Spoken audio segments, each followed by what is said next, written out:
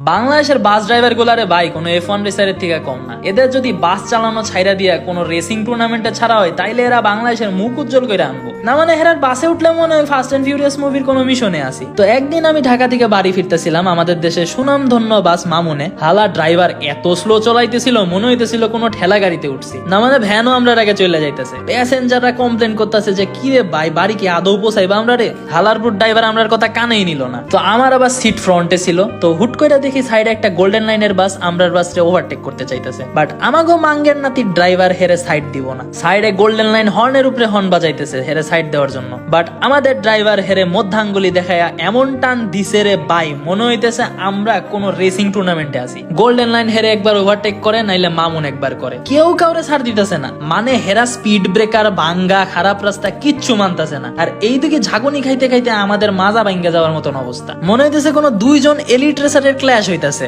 মনে মনে কইলাম আল্লাহ একবার বাঁচাইয়া দাও, আর জীবনে বাসে জার্নি করবো না। মানে স্পিড ব্রেকারের উপরে এত জোরে চালাইতেছে যে আমরা সিট থেকে 10 হাত উপরে লাফ মারতেছি। কিছু কিছু পোলাপাইন তো পলিথিন দেওয়ার আগেই বমি করে দিছে, আর এইটা দেখে আরো কয়েকজন লোক বমি করে দিছে। তো শেষমেশ এই এলিট ব্যাটেলে আমাদের ড্রাইভারই জিতছে, আমরাও আমাদের জায়গায় পৌঁছাইলাম। তো আমাদের ড্রাইভার এত বড় টুর্নামেন্ট জিতার জন্য হেরে প্যাসেঞ্জাররা মিলে একটু ভালো মতন পুরস্কার দিল, পাশাপাশি হের নামে একটা কমপ্লেনও কইরা দিয়ে আইলো। তো মোরাল অফ দ্য স্টোরি, যদি তুমি হলিউডের অ্যাকশন ফিল্ম গুলার মতো লাইভ এক্সপিরিয়েন্স নিতে যাও তাইলে বেশি দূর যাওয়া লাগবে না। জাস্ট বাংলাদেশের নাম করা কয়টা সুনামধন্য বাসে উঠো লাইফের শেষ এক্সপিরিয়েন্স পাইয়া যাইবা। Good luck.